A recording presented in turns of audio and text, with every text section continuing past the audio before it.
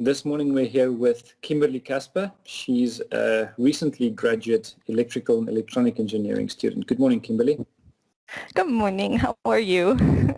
Doing well, thank you. I'm so glad to be speaking to you, and so glad that you survived engineering degree. As I said earlier, you look a lot more happy now that it's done and dusted. The thing I want you to start with, if you don't mind, please.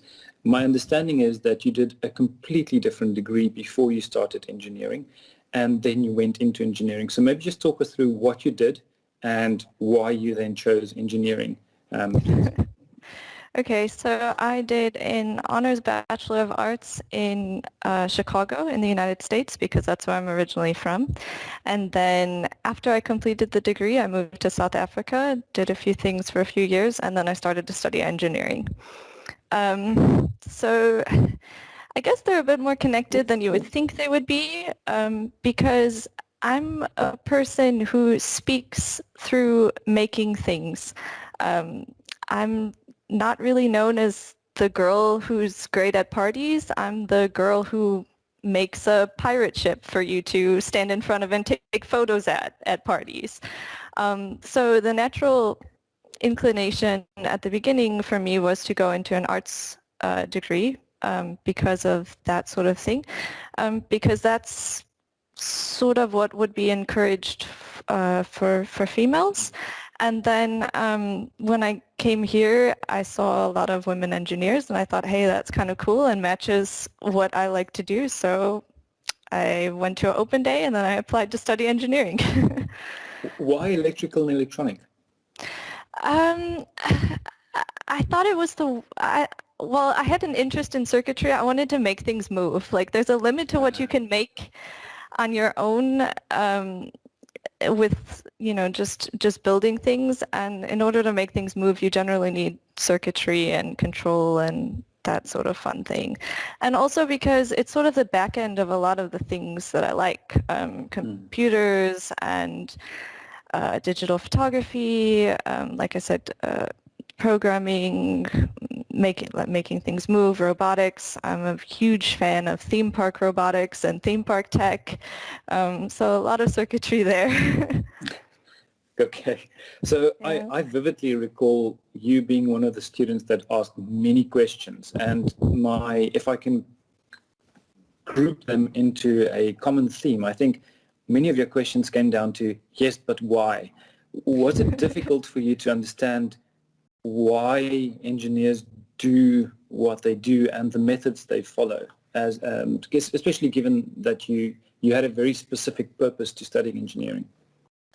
I think with the why questions, it was more trying to gain your experience as to how you did things and the logic to why you did things, because the main purpose I was trying to build was a library of experiences that I could use to build other stuff.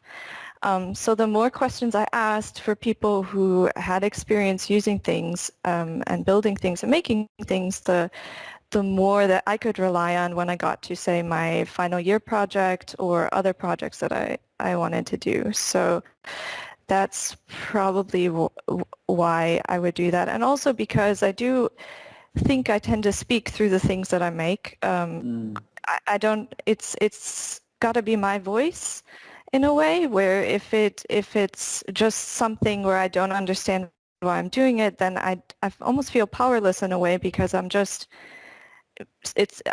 there for someone else's voice as to why they did that, and that's kind of unsettling for me. So Gotcha. Yes, I think I understand better now why your e-design project looked like an art project with blue lights in the end. So that makes more sense. Could you also tell me your final year project? You got the Jack van der Merwe Prize for the best final year project across all the engineering disciplines. So congratulations. Maybe tell us what that was about. What did you do? Okay, so my project was SpiceBot. It was a smart home appliance that could measure and dispense different spices. So you would give it different jars, and then you would tell it on an app I want 1 teaspoon of this, a half teaspoon of this, 3/4 of this, and then it would measure and dispense. And I had a working prototype at the end of the semester, which I think was a big celebration for me and for everyone else that something demoed. So yeah. So what I find fascinating is in eDesign, both eDesigns and in your final year project, you managed to get something to run and to work. The question that I have is, now that you've chosen a career, you've chosen patenting, which is obviously not a career in which you will make something. How does that square? Don't you miss making stuff? Yes. Oh, I do miss making stuff, but it doesn't mean that I can't make stuff now just because I'm working in something else. But I think also it's cool to hear how other people make things, because you talk to people on a completely different level. You speak to them about, you know, what the things that I like to talk about in general conversation, I guess. You know, how you got something to work, why you chose what you did, and what you think is novel and exciting about it. You kind of get to deal with people on their sort of best level, you know, when they're excited and innovating and that kind of thing. So that's probably where that came from, and seemed to bring both degrees together quite nicely. And the where I work, people were excited about my skill set, so their enthusiasm added to it. Yes. So Yes. I've engaged with patent lawyers a few times now, and I must say I'm always blown away by their insight in how they can digest information from a piece of paper and then have insights about this design and give you a perspective that I always want to say it's not something that we typically do as engineers. We kind of focus on the narrow stuff and don't look from a bigger, broader perspective. So yeah, I'm glad that somebody like you is in that position. One thing that you expressed concern about while you were studying engineering is the pressure that we put students under.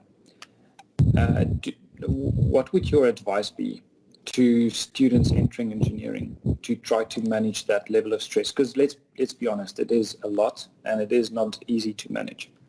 I think the biggest way that I managed stress was to connect whatever you're doing to something that you care about, to kind of keep the bigger picture around. It could be something silly that makes you laugh. It could be a good memory, childhood. It could be an aspiration for the future. It could be, you know, a wider thing globally. Just, I think you have to connect whatever you're doing, especially under that level of pressure, to things that mean something to you, because otherwise it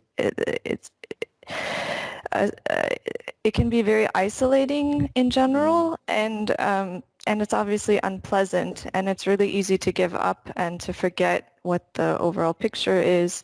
And I think that's probably the biggest thing, to kind of find a reason or a purpose, or just to remember that it gets better, that it's fun. You know, it's still fun in other contexts and things, and not lose sight of that. Okay. The most important skill that you've acquired when studying? The pace at which I can solve problems has definitely improved. Because I think that pressure that you said, you know, you just learn to think about things quicker and analyze things quicker and just move quicker with what you think, and you know more too, so you can get to a solution a bit faster, I think. Yeah. Fantastic. Kimberly, I really hope you get to make stuff again one day, and that you, at least in your spare time. It was lovely talking to you. Thanks very much for sharing your insights and your opinions with us. Really useful. And yeah, all the best with your career. Thank you for having me. So it was nice.